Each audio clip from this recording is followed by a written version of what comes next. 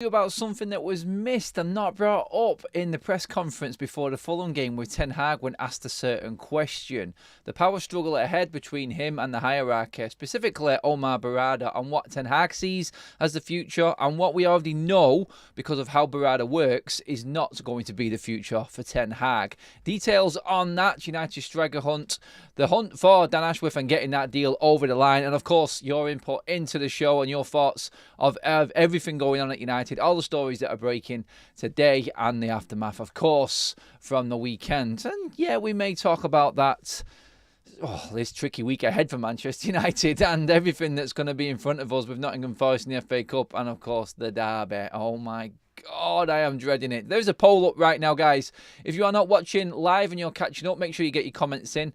But there is a poll up right now just asking your confidence, your mood and your thoughts going in to the week ahead. That is of 3 options. You have either got expecting a reaction, no idea, or completely bricking it. They're your options in the poll. Make sure you do get your comments in if you're catching up and watching this live stream later on. But if you are with us right now and watching, make sure you get your comments in. And please do give the video a like. Subscribe if you are tuning in for the first time, obviously, as well.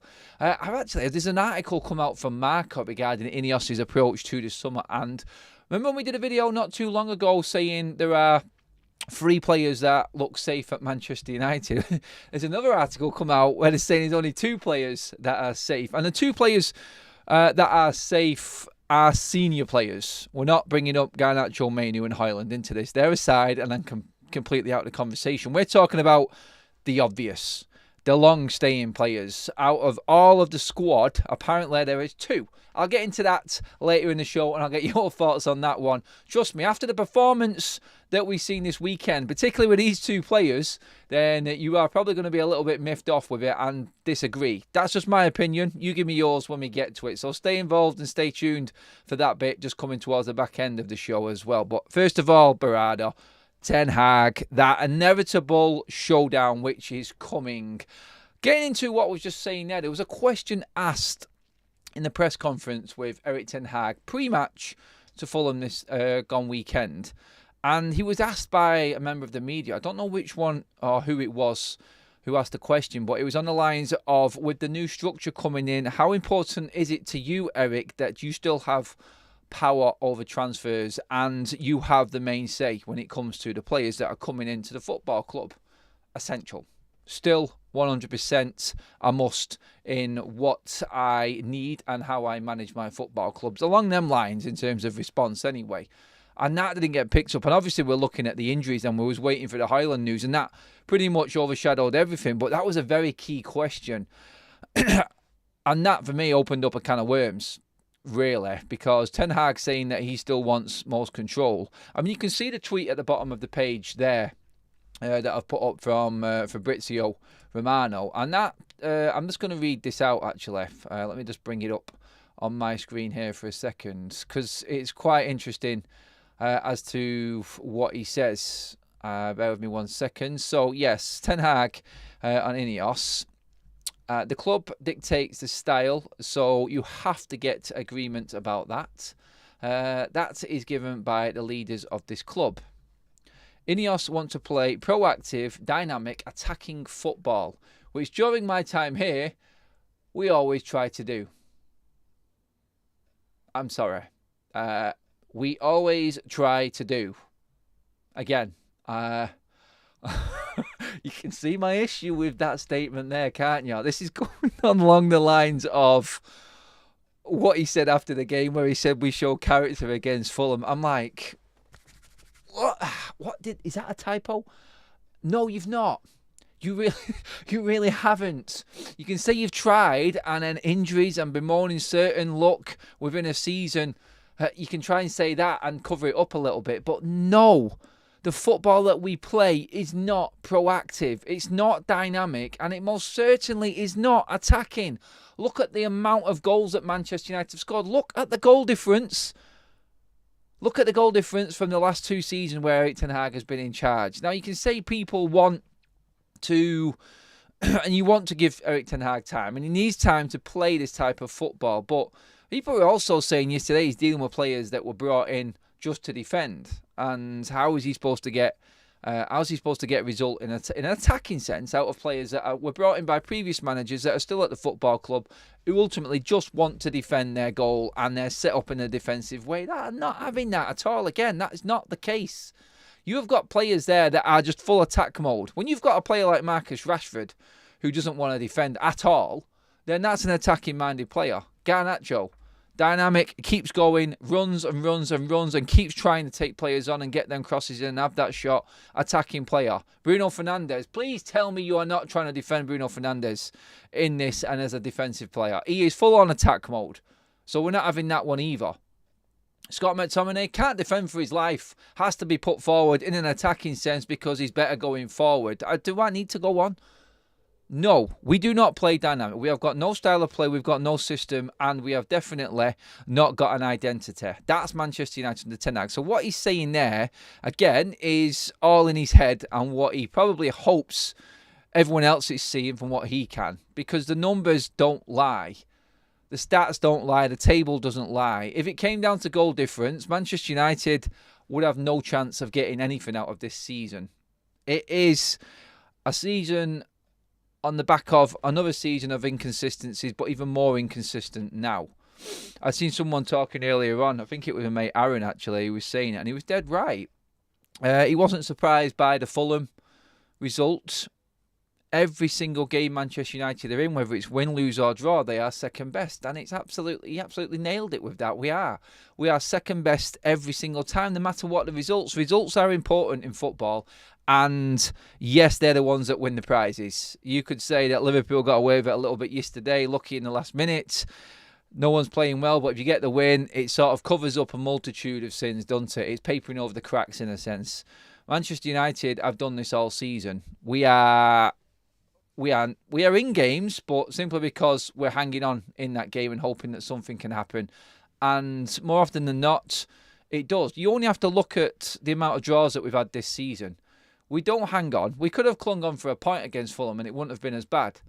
But no, we had to just completely go hell for leather and get that win with no system and no structure at all to our play. It was just gun-ho and leave ourselves completely open. Maybe just cut your losses and take the draw. That's what I would have said. But for Ten Hag to say that he has tried to play dynamic attacking football, then I'm not having that. I don't think he has. Ultimately, I think it has been really bad football and it's lucky. It's hit and hope most of the time with zero structure to it, and hoping that players can pull us out of the crap most of the time, out of the mire. I did see an attitude change, and I've seen a mentality sort of shift last season, and at times this season as well, where it was like United are hard to beat. We're just going to dig in, be difficult to beat, and win the game. There was no style to that at all. It was a mentality shift, and that's even drifting off now as well. Last season, you couldn't say we had a style of play, but we finished third. So that for me is a mentality. I never say die attitude. That's not attacking dynamic football. It's not. It's not at all. Attacking dynamic football is probably Arsenal, Liverpool, what they're doing right now. You could say Aston Villa. That's what they are right now. Bags and bags of goals. Yeah, you're going to get the odd game where it doesn't work, but they always come back and you know what they're going to do. And sometimes they'll just finish more chances than they did the previous game. But you know they're going to create chances and you know how they're going to play. We're not playing that way.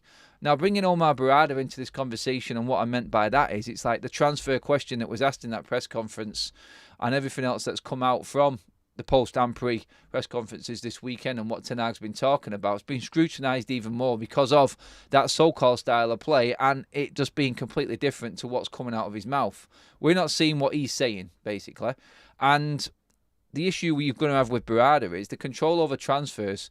Ten Hag, in the game against Fulham at weekend, had his £85 million man sat on the bench behind an academy player making his debut, and Ahmad, who has had zero game time pretty much since he has come back from injury, while Anthony has been fully fit. So now Ten Hag has fallen out with Anthony, it would seem.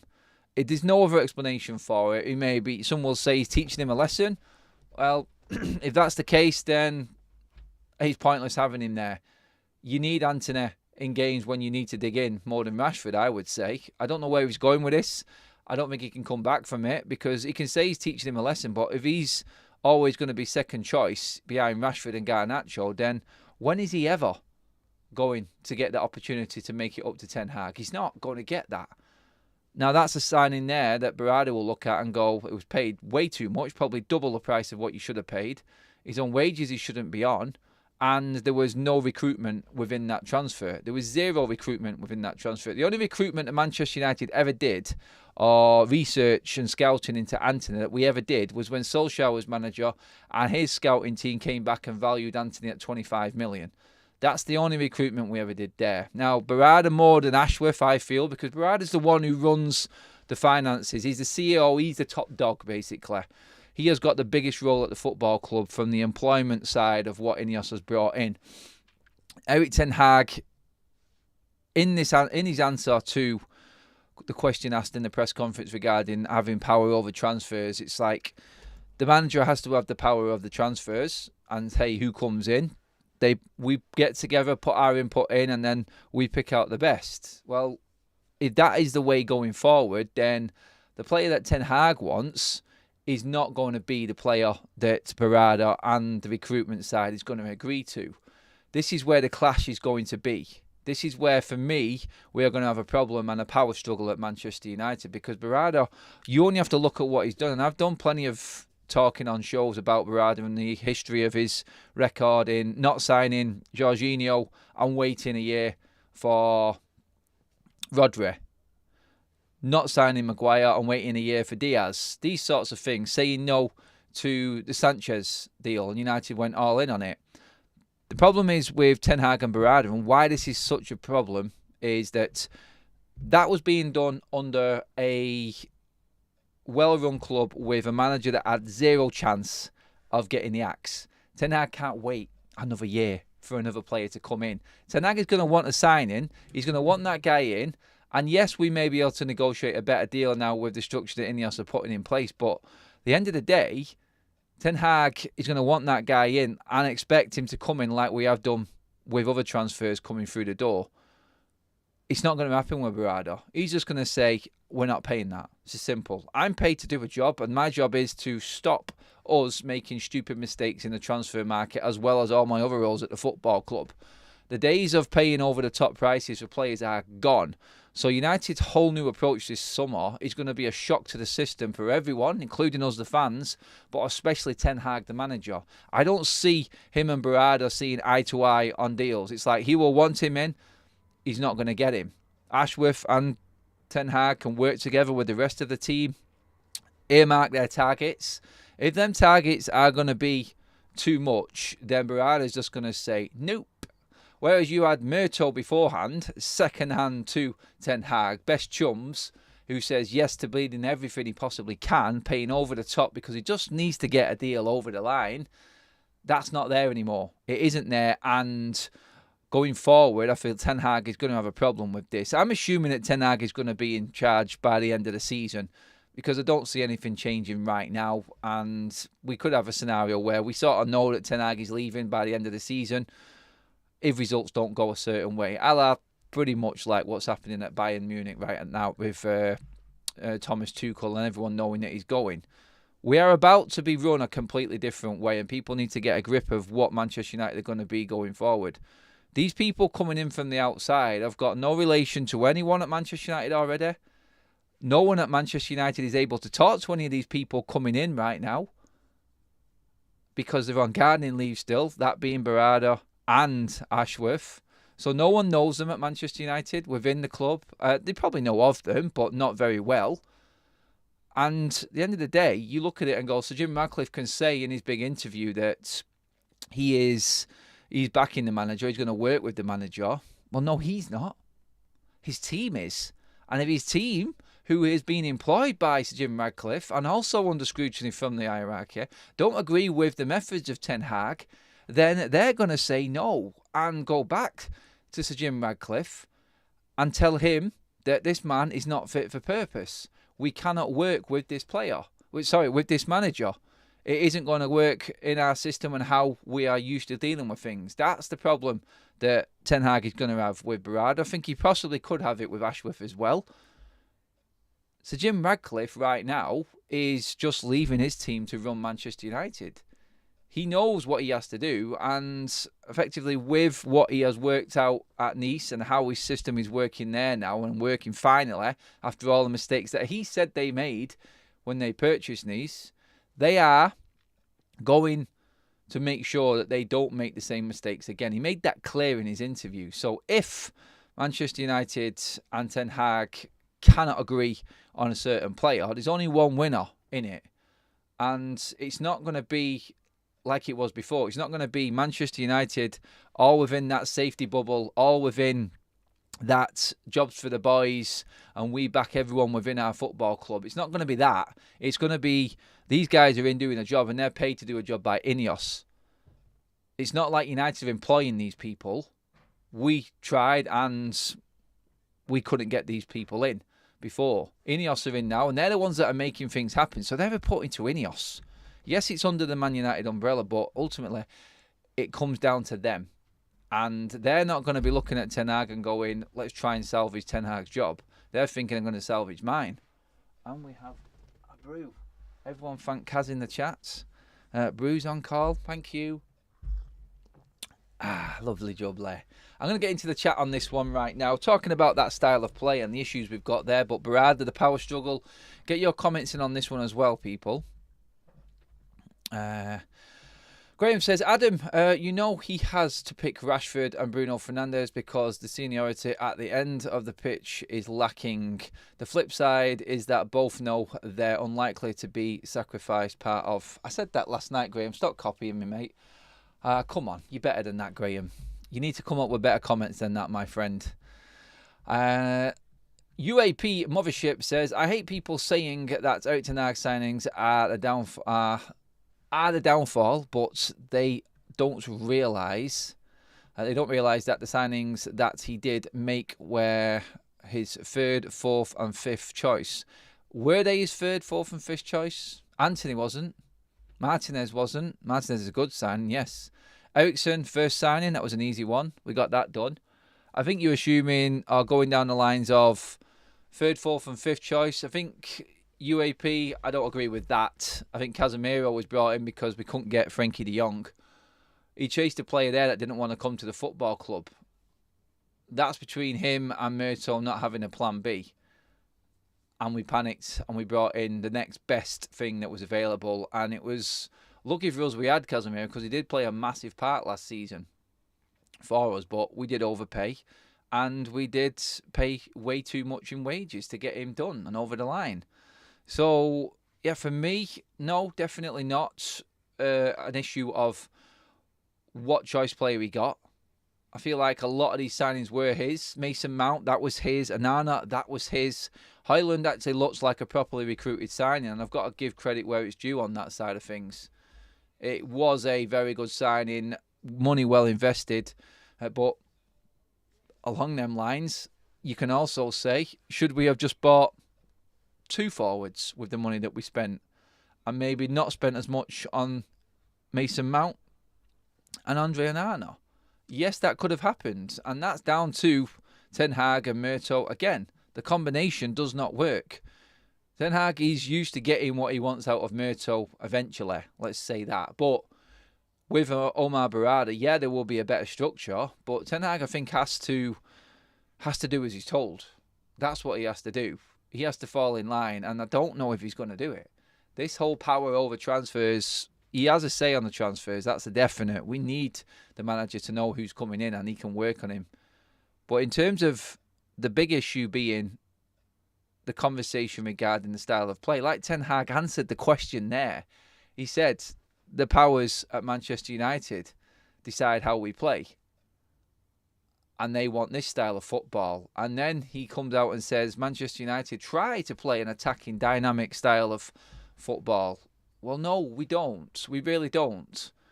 And you can bemoan the type of player that we've got in the squad for affecting that. But when he says they will decide what type of football Manchester United are going to play, he has to then try and make something work within that.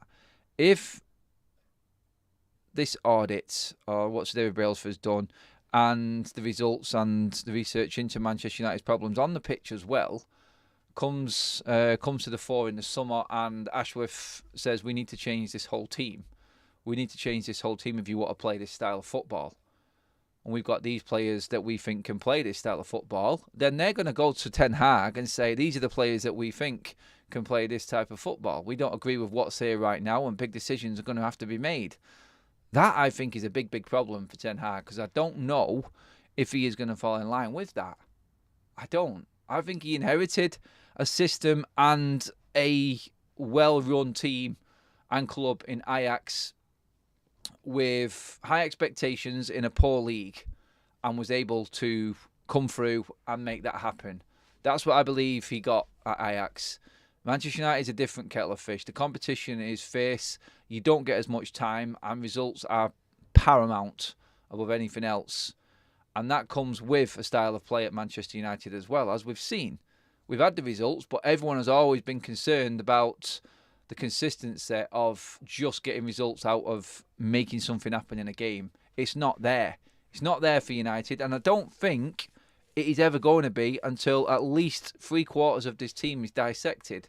How patient are we going to be? And that includes us, the fans, and the board at Manchester United when it comes to Ten Hag. How patient are we going to be with this man? How much of the blame are we willing to put on him over what was done before at the football club and what he's having to deal with right now? Because other people's jobs are on the line here as well. It's not just Ten Hag's. Like I said, Ashworth, Berrada, these people coming in, whoever else gets brought in by INEOS, they're not going to be waiting around. They're not like Murto, whose job is safe and can just bang, there you go, I'm all right, but Ten Hag's gone, bring on the next man. It's not like that anymore. Ashworth's job's on the line. He's expected to get results from INEOS. They're not bringing people in just for the sake of it. They're bringing people in to change things and make it work for them. So if it's not working for them, what do you think they're going to do?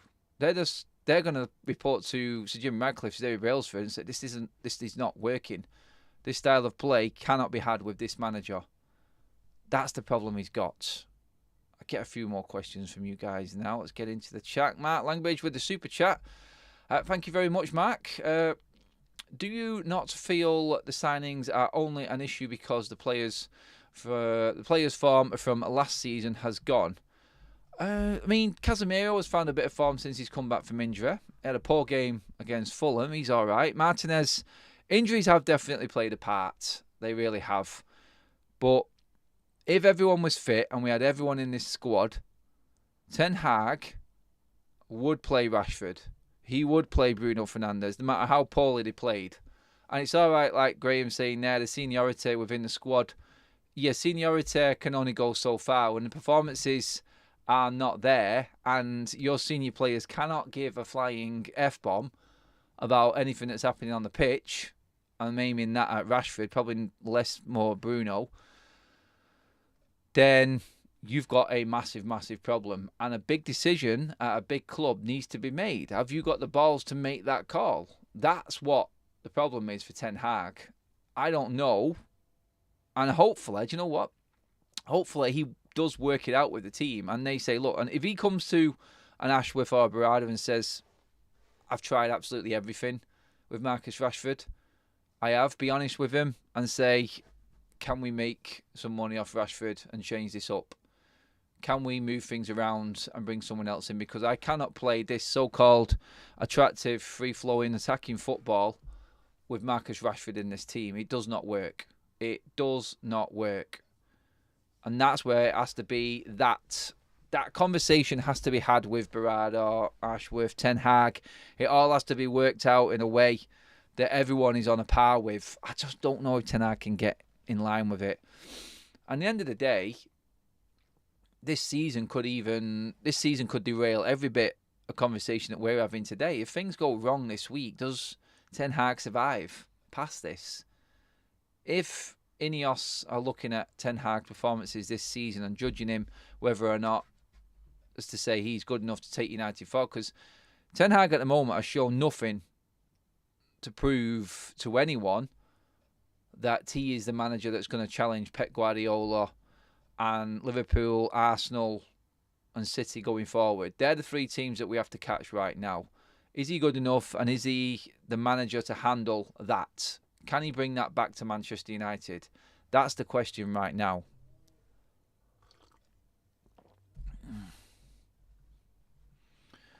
Let's see what else we've got going on in the chat here. Adam, you need to sort your audio out, mate. You're too quiet. No, I'm not. I'm totally fine, AD. That's your side of things, mate.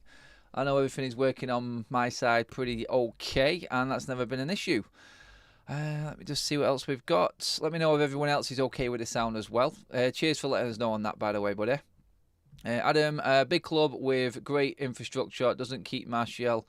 Why are you saying that, Graham? You're pretty much just saying what I've just said. Yeah, that's going to change. Oh, God, sometimes. Oh, Graham, come on. Get it through your head, mate. Sounds good to me. That's good. Cheers for that, Wicket. Kaz said it's good as well. That's all right. It may just be different things that people are using, that's all. Adam, yes, he will keep playing Rashford and Bruno, and then he will get sacked. That's not logical. Well, this is why I'm thinking that this conversation and this is all going to come to a head in the summer. It's like, are INEOS confident that they can plan their complete rebuild around Ten Hag? I wouldn't be confident. I wouldn't. I really wouldn't be confident with that at all. It's like for it to work for Ten Hag, it needs to be a complete clean slate with new players, fresh team, fresh start from scratch. That's what it needs to be for Ten Hag to work. He cannot work with what's there right now. And that's sort of why I'm bringing in that Marca article, because there's two players that they say out of the senior side that Manchester United and INEOS are actually looking to keep, and that's Diogo Dalot again and Bruno Fernandes. They're the only safe players according to this report. Now, both of them players were absolutely horrendous at weekend, and it's hard to judge a comment or an article like that after watching a poor performance like that, because it's still fresh in your mind and you're still thinking, how the hell are they looking at that and saying that them two players are good enough for Manchester United going forward? And you also look at Manchester United's recruitment and what apparently they're prioritising, and that is a right back. So what does that tell you about Dalot? A right-sided centre-back and the centre-forward. The problem with the centre-forward is they don't know what age to go for, because they don't want to disrupt or interfere with the development of Højlund. I.e., do we bring in a little bit more of an experienced striker to play with Højlund, or do we bring in another up-and-coming potential striker as well? But going back to the article from Marca and saying that Bruno Fernandes and Diogo Dalot are the two players that to look safe out of the more senior players. So let's just call them the ones that have been there the longest. Some would say too long. But yeah, the long-serving players at the football club. And you know who I mean by them. They're the ones that we all know have been needing to move on for a long, long time. Greenwood is up in the air. We don't know after what Sir Jim Radcliffe says. I'm still moving towards Greenwood being pushed out and using that money to invest in the team again. Donny, Sancho, I think bids will be taken and they will go. You're looking at Wan-Bissaka, Lindelof, both will go. Johnny Evans will be released. A decision needs to be made on Harry Maguire. Entering his latter years of his contract, do we take a bid? If they're looking at bringing in, they're the three priorities, by the way. Right back, centre back, and a centre forward. There will be a shout for, I think, a left back as well, another centre back, and a central midfielder. If Casemiro and Varane are being moved on, which is a big, big rumour right now to Saudi, both of them players to Saudi for money, then you're also looking at gaps all over the park where we don't have enough players to fill. We really don't. The academy players cannot fill every single role, and the academy players are unproven. It's like the big build-up for Amari Forson fell flat on its face.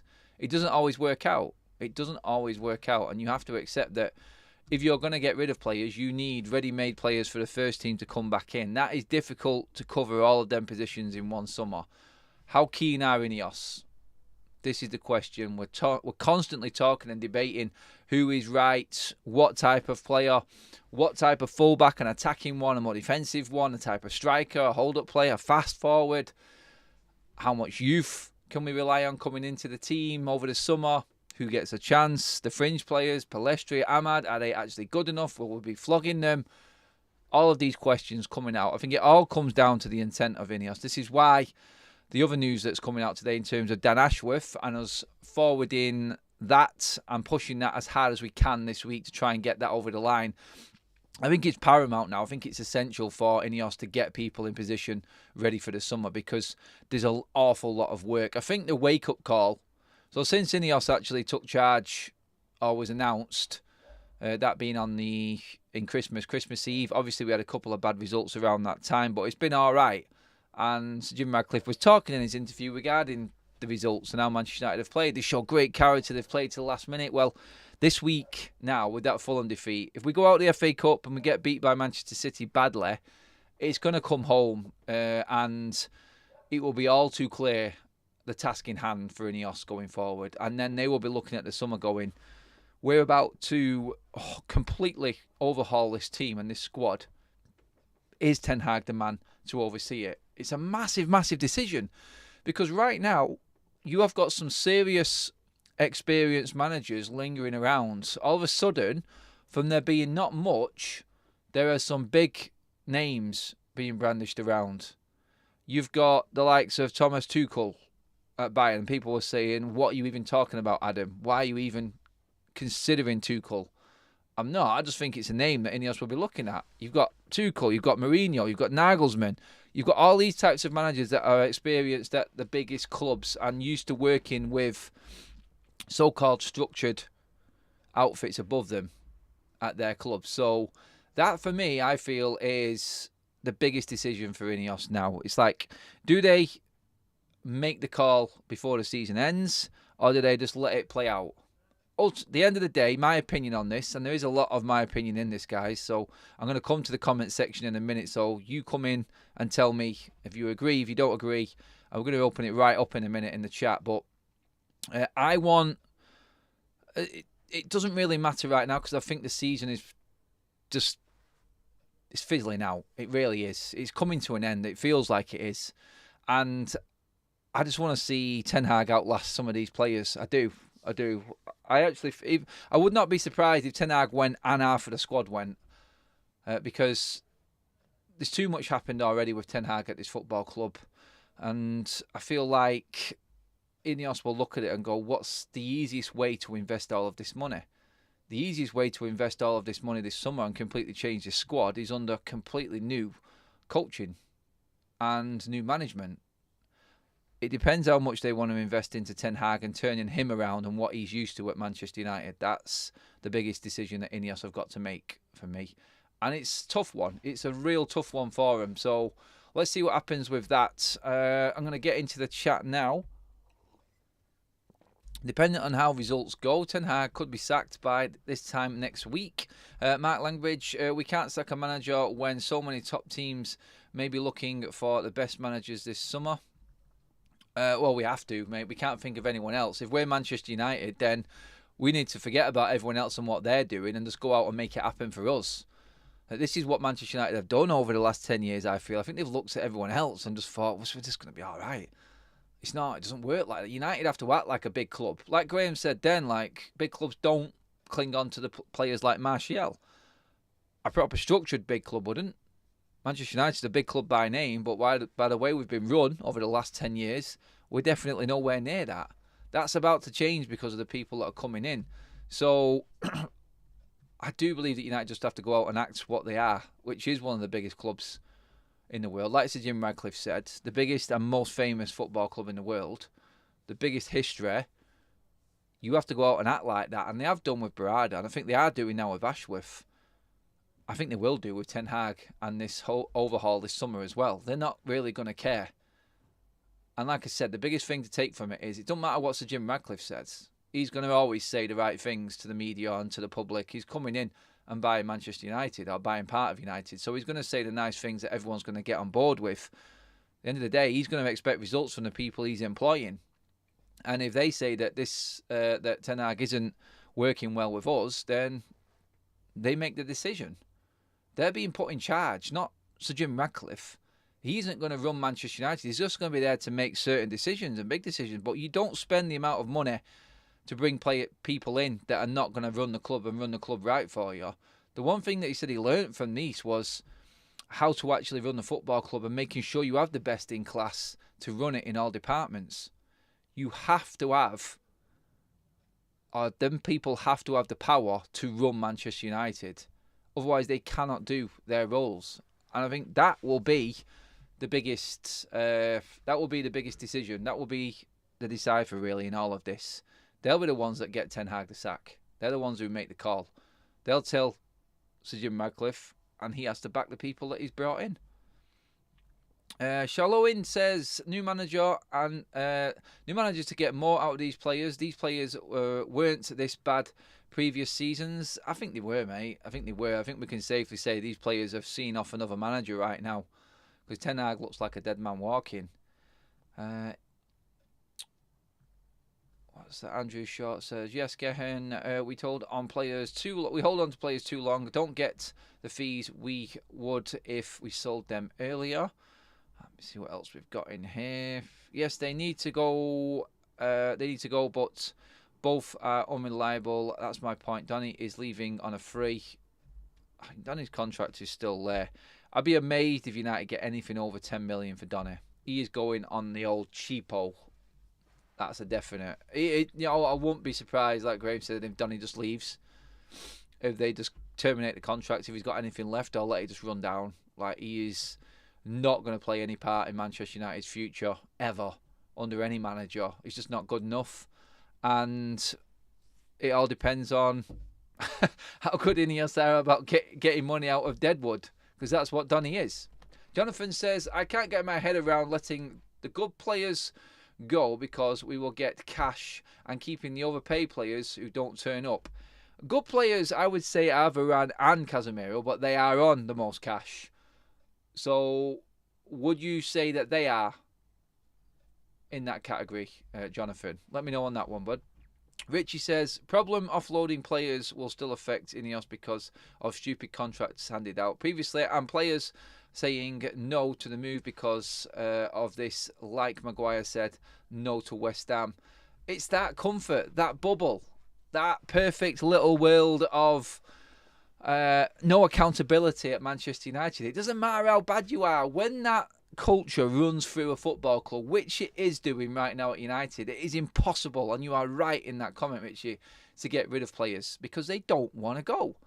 They were handed the world by United and praised and put on a pedestal before they'd even won anything. And who wants to leave that? Why would you? Why would you leave a job when you are paid a lot for doing absolutely jack? You know what I mean by that. I mean, you're not performing and you're still getting paid Brewsters. Why would you leave that club? Why would you leave that job? You're not going to. It's any walk of life. It's the same, isn't it? It's just not going to happen. So, looking at the players that we want to get rid of is one thing. Getting rid of the bleeders, a completely different thing altogether, which is why you're seeing players leave for nothing at Manchester United. Anthony Martial, point in case, really. Guys, 500 and plus in the room with us. Make sure you give the video a like, please. Subscribe to Forever United TV as well. Do download our SofaScore app as well. Bottom right hand corner there, scan the QR code. The best football app out there for all your up-to-date team news, transfer news, score updates, yellow cards, injuries, player stats and profiles. All there. It is absolutely brilliant and the quickest that you will ever get in terms of news and information.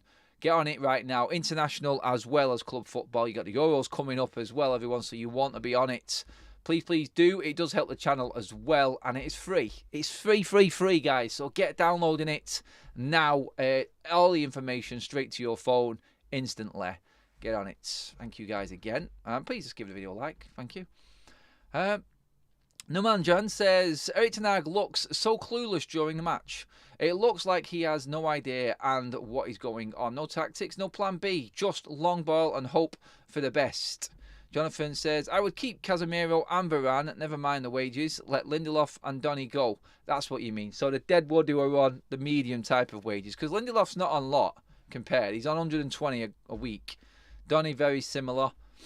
Get rid. Simply get rid of the players first and foremost that are just not good enough. That's how you have to look at it. At the end of the day, it's a results game, and if you want to play this so-called style of football, then them players who cannot play it, like Lindelof, because he's not good enough, need to go.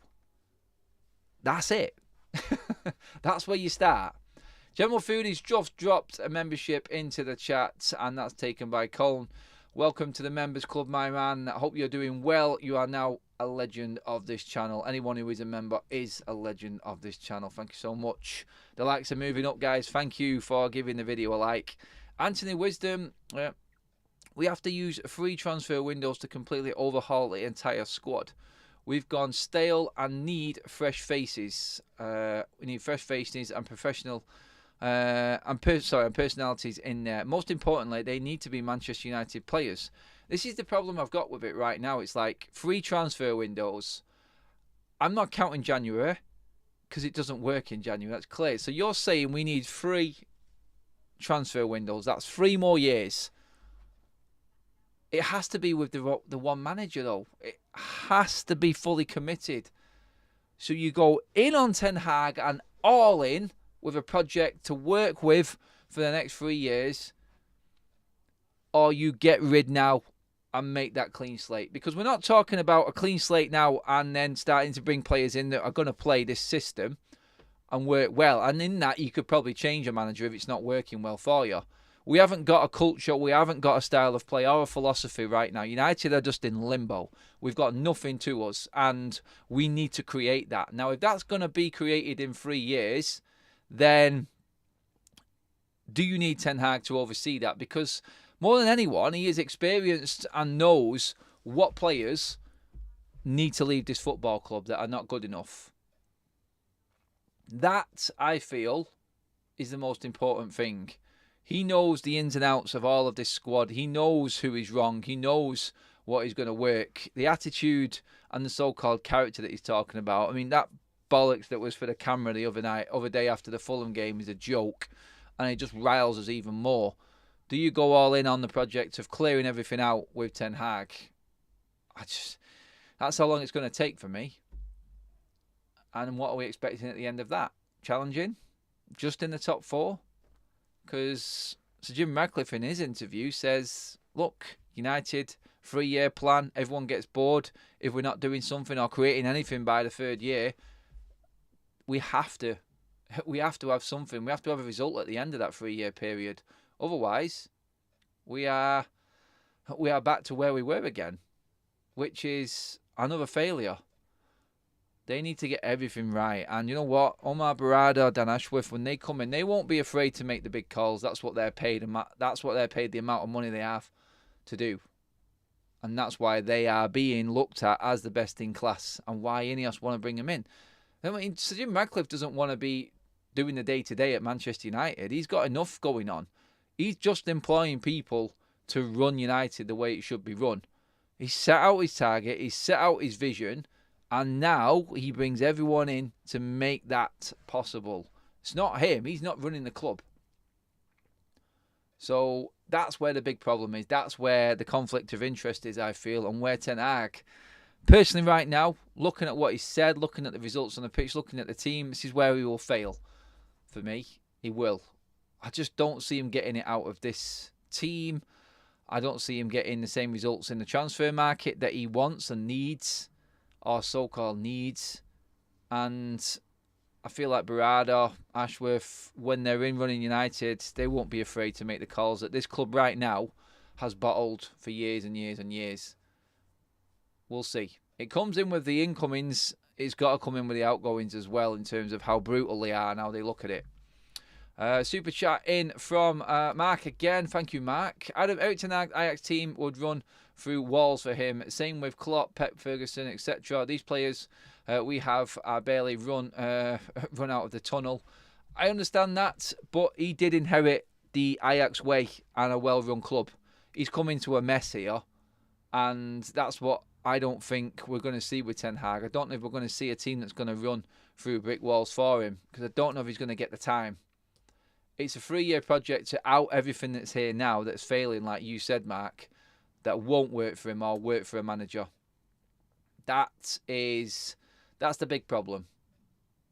That's what I see as being the biggest problem. It's the time that Ten Hag needs to rectify this. And if INEOS are willing to put all of their faith in the manager and the system that it is now, that is the coaching side of things as well, I mean. Domingo OT, I met you the other day at Old Trafford. Pleasure was meeting you, mate. I hope you're doing well. I was Erik Ten Hag in, but this one-dimensional approach is easy to bypass. It's horrible when you see it close in person. It really is. You sort of have all the hope. We have all of our conversations here. We try and break down what's been good, what's bad, what the issues he's dealing with. But when you see the team play and you see how poor the team play, you can't help but feel like it's hopeless. It is that bad.